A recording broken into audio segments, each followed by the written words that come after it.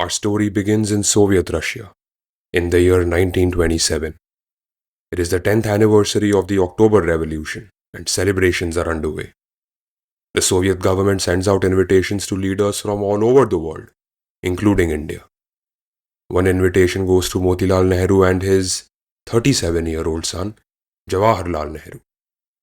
The young Nehru had read a lot about the 1917 socialist revolution and had been an admirer of Lenin and was naturally excited to see Lenin's ideas in action. When he saw with his own eyes what was happening in Soviet Russia, he was impressed. Russia was thriving, industrializing rapidly. The living conditions of Russians had dramatically improved under socialism. And most importantly, Nehru was deeply affected by how everyone in Soviet society was equal. Even the president of the country wore simple clothes and earned a salary equal to his subordinates. When India became independent and Nehru became India's first prime minister, he modeled the country on Soviet Russia, a socialistic pattern of society he famously proclaimed. The idea of a mixed economy or the famous 5-year plans were all direct imports from Soviet Russia. Nehru's 1927 trip to Russia had already left an indelible mark on India's future. As fate would have it, more than half a century later, Soviet Russia collapsed in December 1991. But 6 months before that, in June 1991, something transformational had happened in India.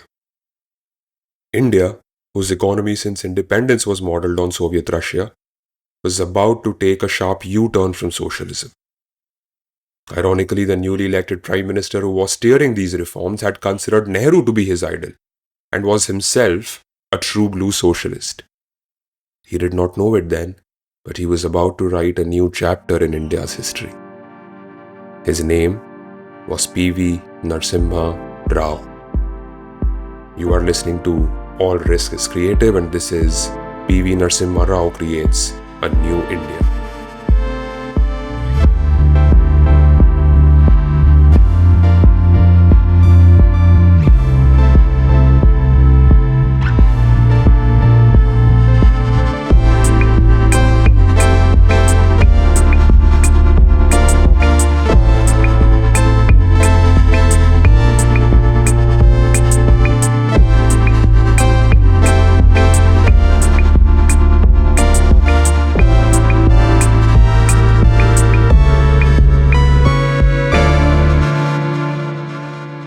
Hello and welcome to the first episode of the All Risk is Creative podcast, a podcast about risk and the creative act of risk-taking.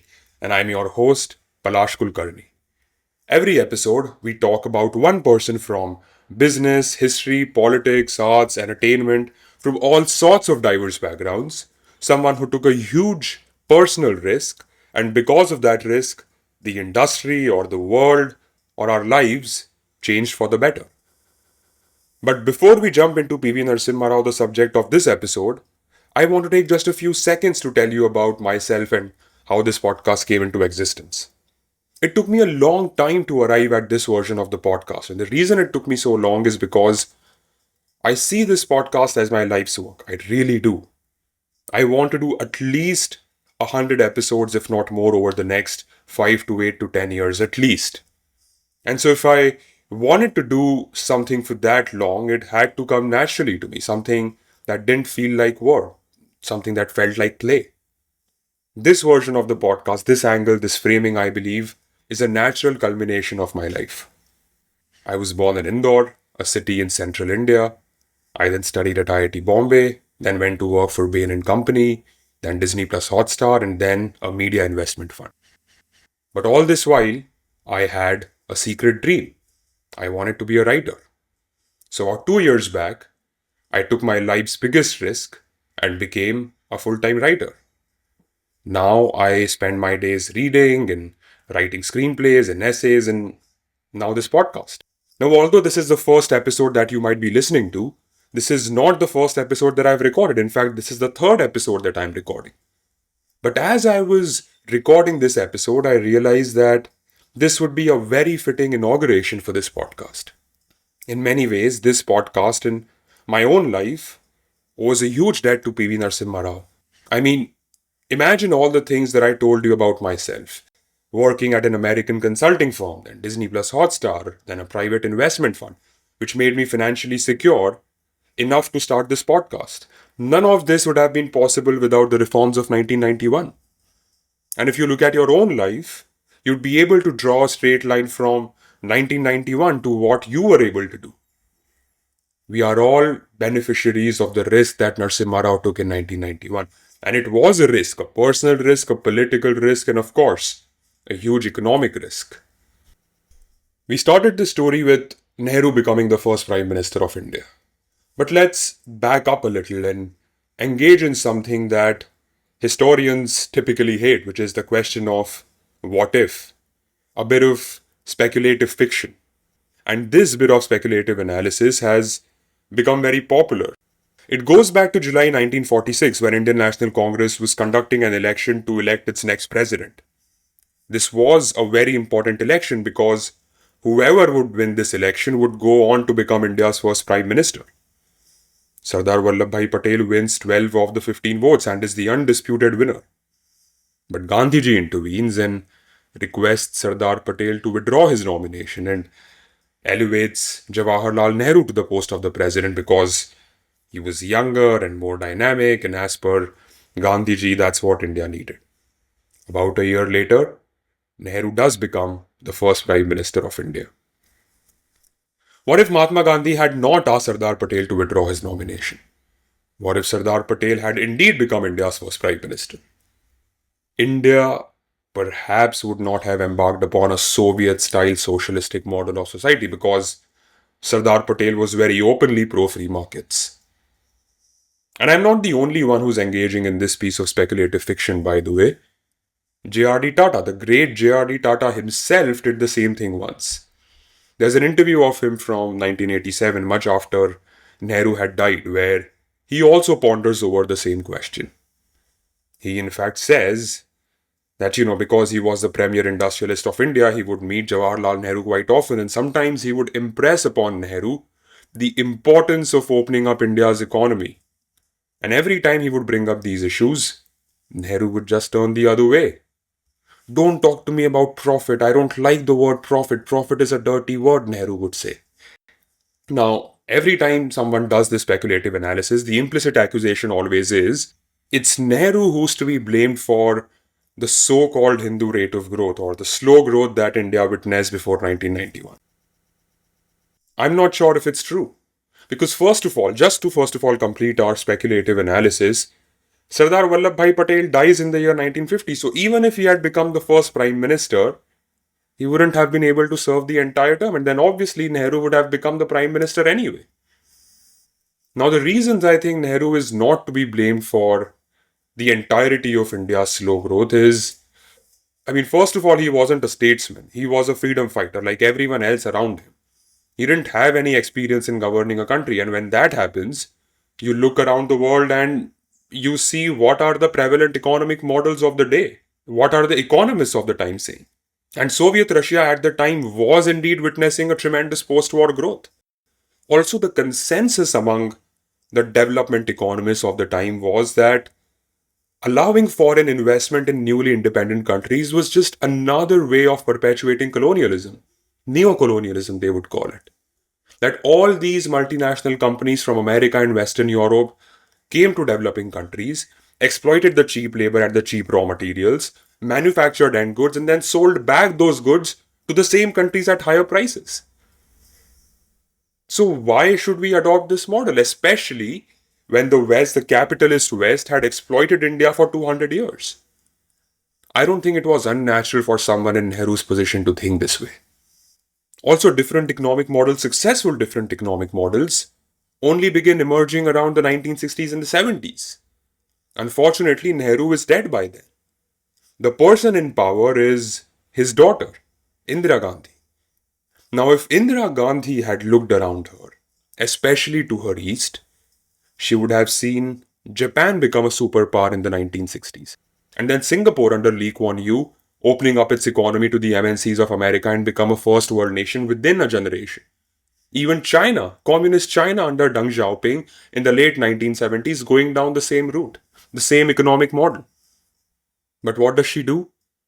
She does the exact opposite. She closes India's economy even more. Under her, India's socialism becomes even more oppressive.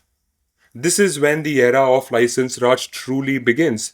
These 2 decades from mid 1960s to mid 1980s are truly India's lost decades in post independent India's history. And for 16 of these 20 years, Indira Gandhi is in power. The economy does poorly, there's widespread curbing of political freedom. Remember, there's the emergency in 1975, right? And politically speaking, this is the time when Indira Gandhi centralizes all power within the Congress party. So much so that in 1971, when there is an election in the state of Andhra Pradesh, and by this time Indira Gandhi has already introduced her famous mission of Garibi Hatao or eradicate poverty. And she has started this push towards appeasing the backward castes because Congress by then had begun to lose favor with the backward caste, and this was her way to win back that vote bank. In the 1971 Andhra election, one of the burning issues was of land reforms.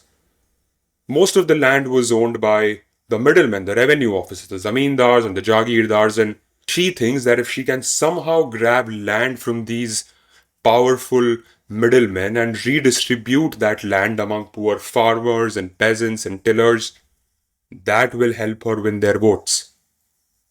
So she fights on that platform. And when she wins the election, she is in a bit of a fix because, on one hand, she does want to pass all these socialistic land reforms, and therefore she needs to pick a strong chief minister to get those reforms passed. But at the same time, her personal impulse is not to have anyone emerge as her competitor. So she doesn't want strong people to hold positions of power. So what does she do? She picks a relatively powerless politician who does not have any major local political clout, that cannot become a threat to her eventually, a puppet chief minister, so to speak. She picks an unknown state minister by the name of P.V. Narsimha Rao. Now, P.V. Narsimha Rao, as the state minister, had already proven his socialistic credo. Here I am quoting from Vinay Sitapati's fantastic book, Half Lion, How P.V. Narsimha Rao Transformed India. This has been a very important source for me for this episode, and we'll keep going back to it. Huge thanks to Vinay Sitapati. I quote, P.V. Narsimha Rao's 9 years as state minister would be marked by an impulse to fix and modernize the rusting mechanisms of Indian society. But it was a socialist version of modernization that Rao adopted. The version that his idols Ramananda Tirtha and Jawaharlal Nehru espoused. To be a modernizer in this context meant suspicion of private enterprise and belief in the modern state as the sole instrument for social change. End quote. Before P.V. Narsimha Rao became Andhra's chief minister, he had already spent quite a few years in politics, as you would have already surmised. He's already 50 years old in 1971 when he becomes the chief minister. And like all politicians of the time, he had also begun during the freedom struggle as a freedom fighter. And then after independence, he joins the Indian National Congress because that's what you did. If you wanted to have a career in politics, the only option you had was to join the Indian National Congress because that was the only political party around. And within Congress, he smells the coffee early and he realizes that if you wanted to have a good political career within Congress, you had to be in the good books of the Gandhi family, especially when Indira Gandhi assumes power in the year 1966. And he does exactly that. He always toes the party line, he always reiterates his allegiance to his idol Jawaharlal Nehru, and it's not like he's faking it. That's what he truly believes. He believes in socialism and he believes that's the right way to modernize India. And he gets rewarded for it when he's made the chief minister. Not because he's a strong political leader, but because he is not. Now that he's become the chief minister, his job is very clear. He needs to pass those land reforms that Indira Gandhi wants. But it's not going to be easy. Because in Andhra Pradesh, most politicians and people of influence owned large amounts of land. He himself owned 1200 acres of land. So he will have to go against himself, the entire state and party machinery, to pass those reforms. Spoiler alert, Won't be the last time he'd have to do that. He'll have to do the same in 1991. So, in a way, this is good practice. So anyway, he has to pass those land reforms and he takes this challenge head on and he fights it like a warrior. He passes a very radical law by introducing a ceiling for the amount of land one could own. The ceiling is 54 acres for dry land and 27 acres for wetland, which is incredibly low. Remember, he himself owns 1200 acres of land, and so did most politicians around him. The law says that if anyone owns anything more than the maximum ceiling, their land will be grabbed and redistributed among farmers. Naturally, there's a lot of protest, a lot of dissent, not least from the politicians themselves from within the party. The dissent spills over on the streets and becomes a full blown mass protest.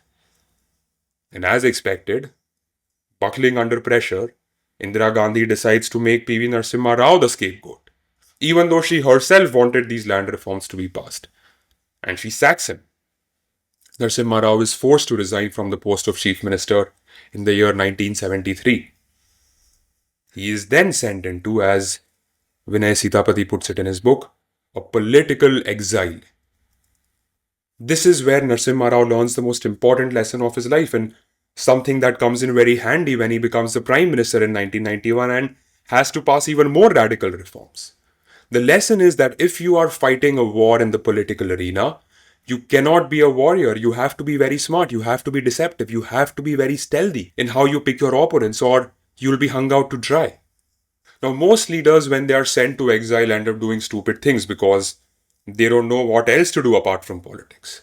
They would go out and give a press conference against the party, or they would try to arouse some sort of an opposition to someone who's wronged them. But PV is not like that, thankfully. He bides his time, he waits for his turn. And good for him, because politics is just one of the many things that he's interested in.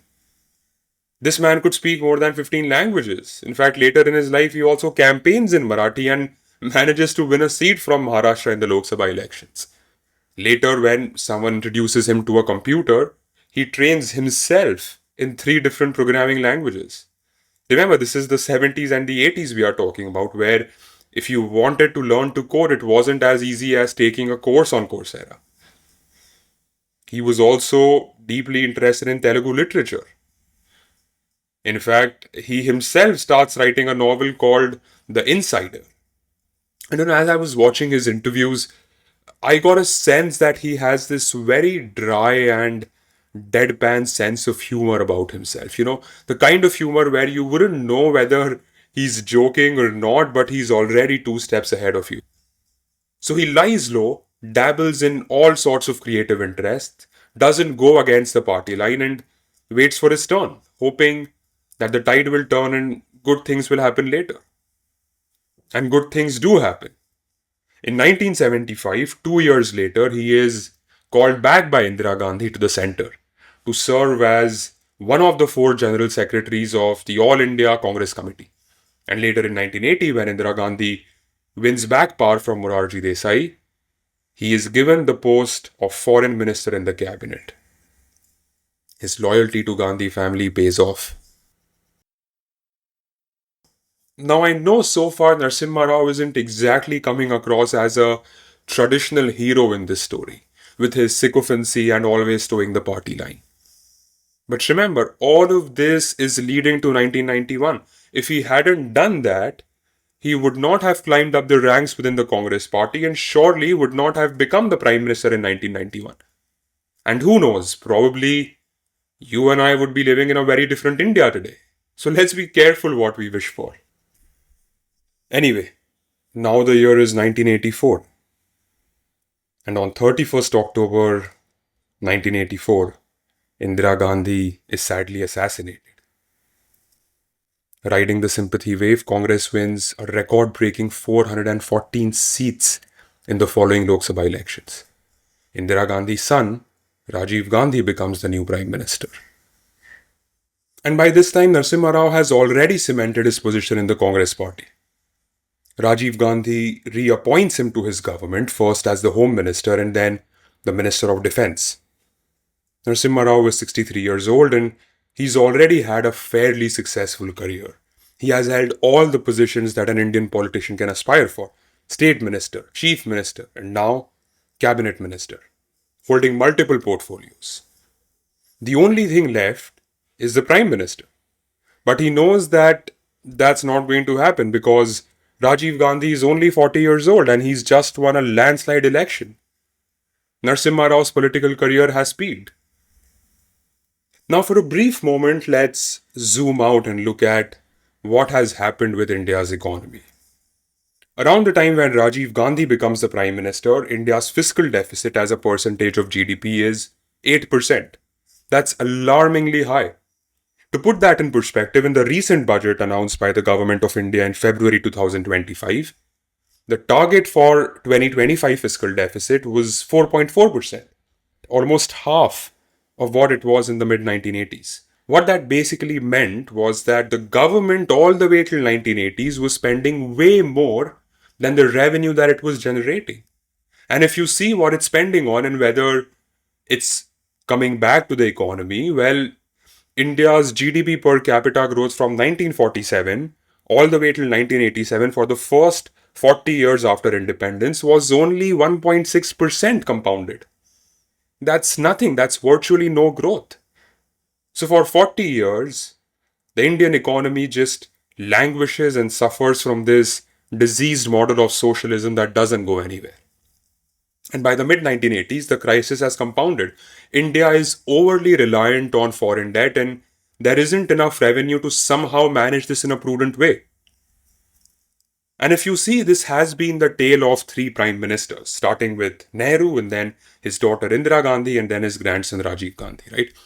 Nehru had all the right intentions. He really wanted growth, but he was limited by the information that was available to him.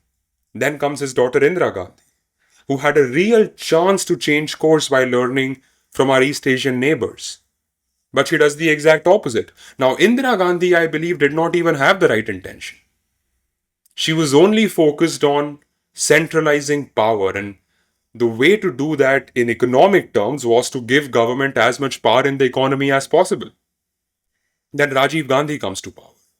He is different from his mother and his grandfather. He has the right idea. He wants to modernize India's economy. He wants to open up India's economy. But the problem with Rajiv Gandhi is that unlike his mother and grandfather, he's not politically smart. He's only 40 years old. He's totally inexperienced. So, in spite of having the right ideas, he fails and in fact goes on to lose the elections in 1989 after getting a record breaking mandate just 5 years back. Congress fails to form a majority. National Front, under the leadership of VP Singh, forms a minority government with the support of the BJP. But their alliance is weak, and a year later, VP Singh fails the no confidence motion and is forced to resign. He is succeeded by Chandrasekhar, another minority government, which is also unstable. His government doesn't even last one full year, and fresh elections are announced. And PV Narsimha Rao by this time has already sort of checked out, as we saw earlier, and he's ready to retire. He's in fact ready to become a monk of all things. He's had a successful career and now it's time to hang the boots and walk off in the sunset. Meanwhile, India is really struggling economically and there's no strong leadership in the center, no political certainty. There have been three different prime ministers in less than 2 years. It's not looking good and it's all going down and it looks very bleak to say the least. And then on 21st May 1991, everything changes. History turns on a knife's edge. Rajiv Gandhi, like his mother, is sadly assassinated while he's campaigning for elections. Congress goes on not to win the elections, but does emerge as the single largest party. And our man PV Narsimha Rao, who is about to retire and become a monk, becomes the 10th Prime Minister of India.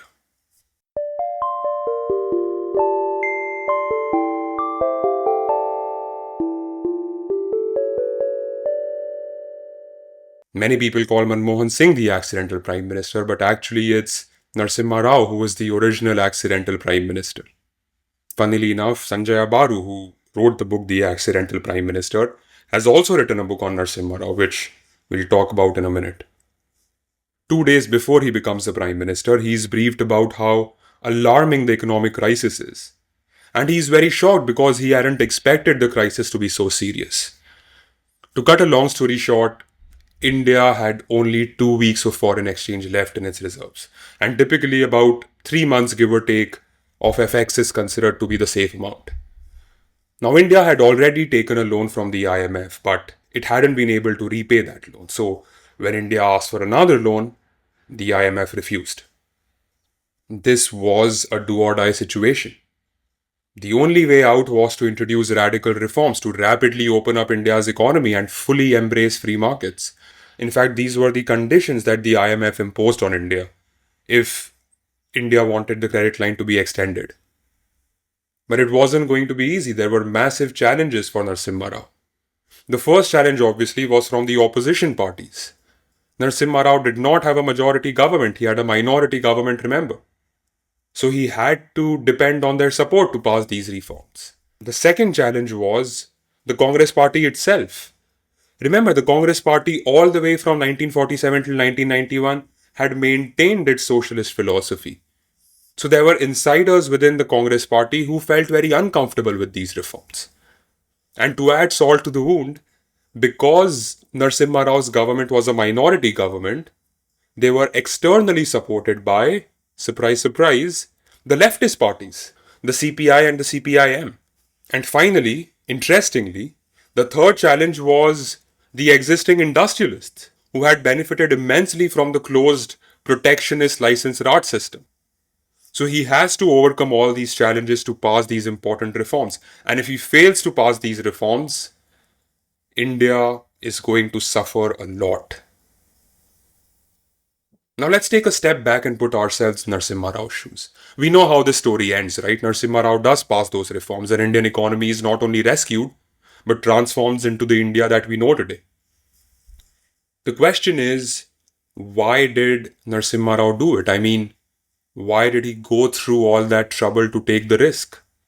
Because it wasn't like there weren't any other options available to him. He could have just listened to his party, his own personal ideology, and could have just trudged along. Isn't that what seasoned politicians do? When they have to choose between personal gain and national gain, they find a way to choose personal gain but pretend that what they are doing is for the country's good. And spoiler alert, Narsimha Rao does pay the price for passing the reforms. The Gandhi family shuns him for the rest of his life, undermines his leadership. His political opponents within the party wrongly accuse him of multiple scams. And he actually dies a pauper with barely any money left. And he probably knew this would happen in some sense in 1991. So why did he do it? This question troubled me for a very long time throughout my research, and this is the fundamental question that we will be asking in every episode of this podcast, which is, why do people take risks? When downsides of that risk are constantly staring at them in their face, and the upside is bleak and just a small sliver of hope, what motivates them to take risks? And for Narsimha Rao, I couldn't find a clear answer for a very long time. The conclusion that I came to was actually very simple. Just out of an immense love for his country. Because think about it, this guy got into politics as a freedom fighter. He was a true patriot. He wasn't like the politicians of today who joined politics out of a hunger for power or money. But when he got into politics, that idealism was beaten out of him. He realized that it's not idealism but sycophancy that gets you ahead in life. So he becomes the good, disciplined frontbencher boy of the class. And because of that, he enjoys a very successful career and is ready to retire. But now life has given him another chance. And finally, he can be the man that he is. There is no Gandhi family to answer to. It's just him and his soul. And he's going to do the right thing for his country, even if it goes against his own personal ideology. He entered politics as a patriot, and that's how he's going to go out, as a patriot, not a sycophant. And so he decides to take that risk. But now he's learned his lesson.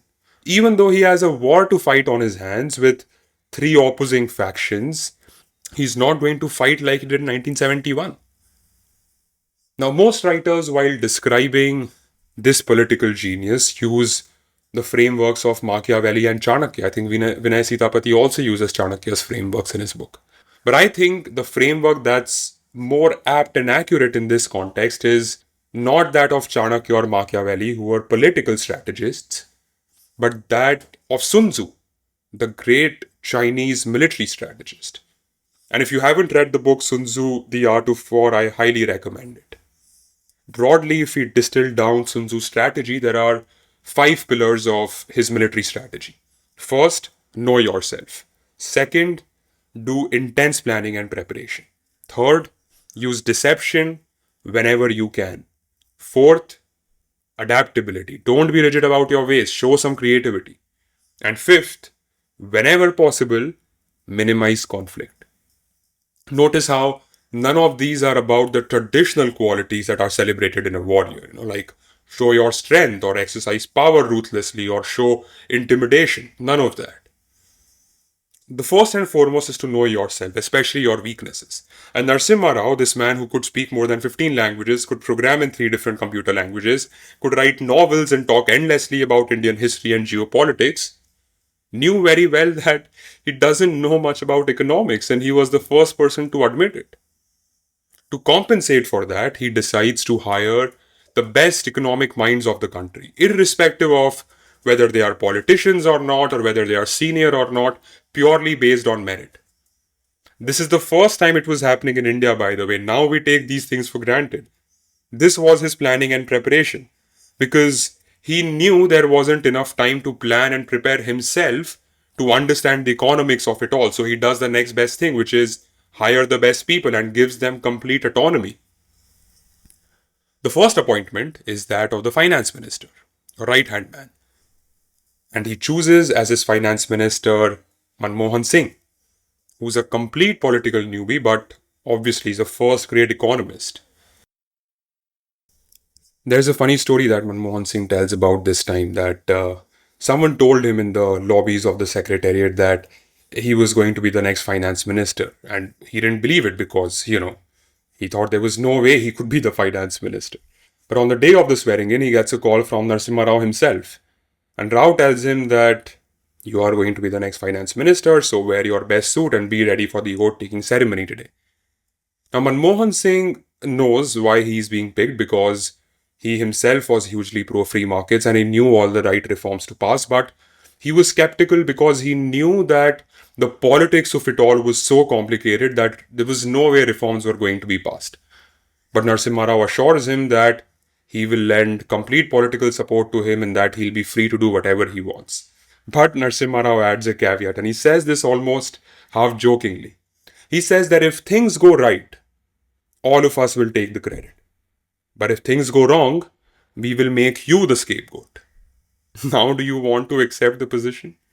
And Manmohan Singh, the great man of integrity that he is, instantly says yes. Anyway, now he tackles the first hurdle, that is the opposition parties.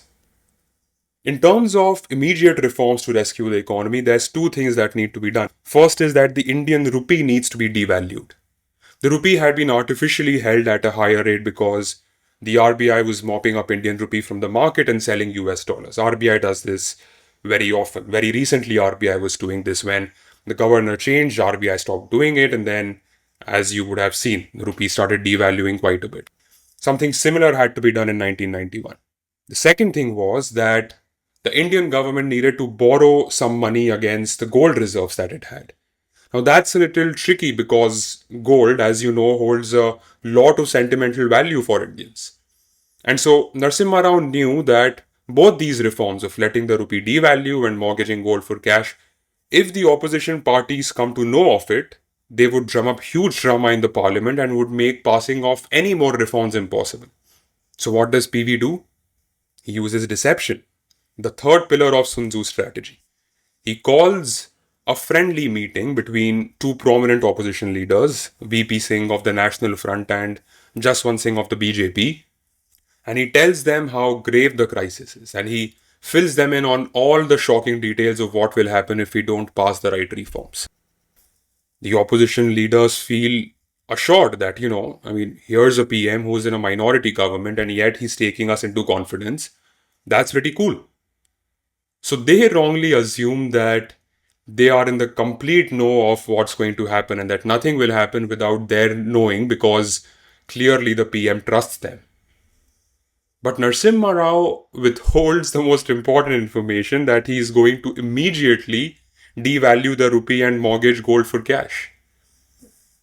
It reminds me of something from my own life. Is when I was in college and I had recently started drinking with my college buddies. Uh, I didn't tell my parents because they wouldn't have approved of it, right? These are Indian parents we are talking about. So I devised a sneaky plan. Once or twice a year, I would call up my parents and tell them that I drank that day. And they would obviously be very furious and they would say, okay, don't do it often, don't make it a habit. Once or twice is okay, nothing bad. And I would say, yes, obviously, I don't do it often. That's why I'm telling you. That's why I'm coming to you and being honest and telling you. So they wrongly thought that every time I drank, I told them about it and they felt assured. Little did they know that I was drinking way more than twice a year. Now, I don't recommend any of it. You shouldn't do it. But, I was in college. What else do you expect? That's exactly what Narsimha Rao did to the opposition parties. He told them something sensitive, and the opposition parties thought, well, that's the complete truth because here's a man who's trusting us with sensitive information, but he hid the most sensitive information, which is he was going to pass all these reforms. And then after that, Manmohan Singh lets the rupee devalue in two different tranches and mortgages gold to borrow some money, and it catches the opposition parties by total surprise. But the first hurdle is crossed. The immediate things that needed to be done are done. Narsimha Rao was once asked by Sanjay Baru if he was scared that the public opinion would turn against him because he mortgaged India's gold for cash. And his response, I think, is just ingenious. And I have to tell you this, I have to read this to you. This is from Sanjay Baru's book, by the way, 1991, How Narsimha Rao Made History. Another fantastic book on the 1991 reforms, which I have extensively used for this episode. So Narsimha Rao says in response, and I quote, I was not concerned about the reaction of the common man. The sympathy of the common man is always with the debtor. In all our films, people sympathize with the man who mortgages his family silver. The villain is always the lender. End quote. Isn't that amazing? Anyway, now comes the biggest battle, which is how can he convince his own party members that he was going to pass all these free market capitalist reforms when the entire party was married to socialism? This is where Narsimha Rao's adaptability comes into play, Sun Tzu's fourth pillar of military strategy. And this actually bears a resemblance to what Deng Xiaoping did in China in 1978. Deng Xiaoping is the Chinese leader after Mao, and Mao had passed all these radical communist policies, and Deng Xiaoping is the one who sort of ushers in an era of not free market capitalism, but some semblance of capitalism, right? But he doesn't call it capitalism. He calls it socialism with Chinese characteristics because he wants to maintain continuity to what Mao had done. Because Mao was a hero of the Chinese people. If he had said, no, I will do away everything that Mao had done and I will introduce these reforms to the contrary, he would not have enjoyed the support of the Chinese people and of people within his party. So he creates this facade of continuity. Narsimha Rao does the exact same thing. He invokes, ironically enough, the Nehruvian model of mixed economy. He says that I am merely continuing the job that Nehru started. And he is so dedicated to this bit, and probably it's not a bit. I think Narsimha Rao actually wholeheartedly believes in it. There's an interview of him much later in 2004 with Shekhar Gupta, where Shekhar Gupta asks him about the reforms and how smartly he deceived everyone in his party. And Narsimha Rao says, no, it wasn't deception. That Nehru would have actually done the same thing. He says if Nehru wasn't open to the private sector, why did he leave agriculture to the private sector? And so when he spins it this way to his party members, even the hardline Nehruvians can't really argue against it. And it proves to be effective. Now he has to face the Bombay Club, the industrialists, the Tatas, the Birlas, the Ambanis, and they were a little apprehensive because Narsimha Rao's government had passed this new industrial policy that was relaxing restrictions on foreign direct investments. Now the Indian industrialists will have to compete against foreign goods.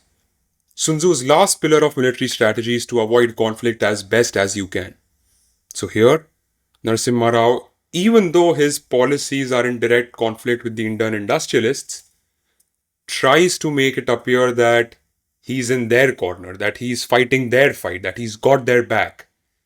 He starts meeting them and starts assuring them and gives them the impression that the government is actually working for them, that these reforms will actually be good for the Indian industry in the long run, which is, truthfully speaking, right. And to put the cherry on the cake, he awards the Bharat Ratna to J.R.D. Tata. And J.R.D. Tata becomes the first industrialist to be awarded the Bharat Ratna. In a country that had been socialist, that had always looked at industrialists and capitalists with a huge suspicion, it was a huge gesture to award India's greatest civilian honor to an industrialist. And that sort of calms the Bombay Club and keeps them at bay. Slowly and steadily, by the end of the year, the Indian economy emerges out of the shadows and out of the danger, and Narsimha Rao is still somehow hanging by a thin thread against all expectations. He is still the Prime Minister, even with all these factions opposed to him. But rescuing the economy out of the emergency room was not enough. In the years that followed, he passed even more reforms, like SEBI, the Securities and Exchange Board of India, is given a statutory status in 1992 to effectively regulate the capital markets. Private banking licenses are handed out. HDFC, ICICI, and UTI Bank, which later became Axis Bank, were all founded in this period.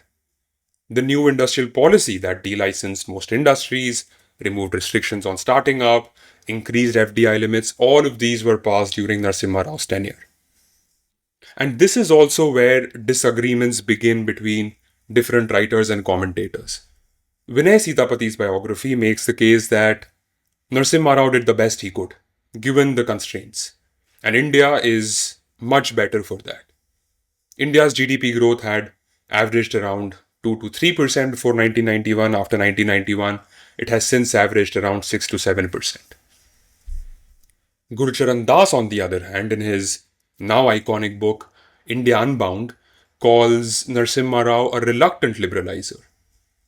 Believes that he did not go far enough. This is what he says, and I quote, "I concluded that Narsimha Rao was a reluctant liberalizer. He was not a Dung.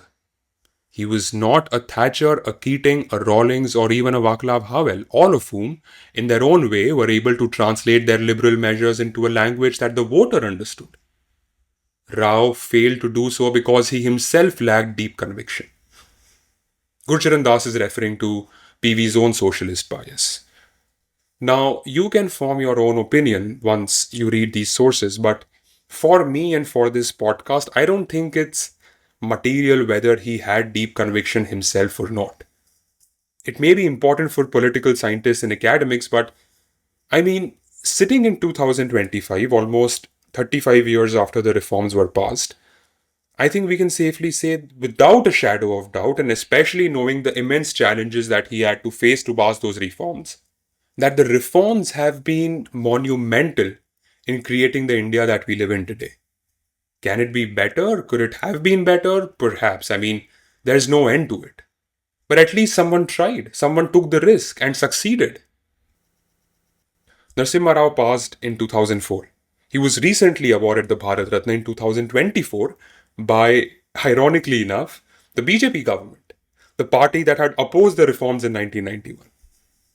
That tells you how unblemished his legacy is, that you cannot talk about 1991 and the transformation that happened since without mentioning Narsimha Rao in the same breath. Anyway, I want to end this episode by quoting from the Union Budget speech of 1991 that Manmohan Singh delivered in the parliament.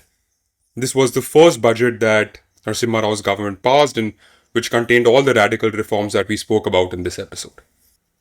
Manmohan Singh ended the speech with these golden words, and I've tried to record these lines many times, but every time I have choked up with goosebumps all over my body, but I'll try it again. He says, and I quote, I do not minimize the difficulties that lie ahead on the long and arduous journey on which we have embarked. But as Victor Hugo once said, no power on earth can stop an idea whose time has come. I suggest to this august house that the emergence of India as a major economic power in the world happens to be one such idea. Let the whole world hear it loud and clear. India is now wide awake. We shall prevail. We shall overcome. That's it for this episode of the All Risk is Creative podcast. In the next episode, we will talk about the risk that Howard Schultz took and how it changed our culture. See you in the next episode. Bye-bye.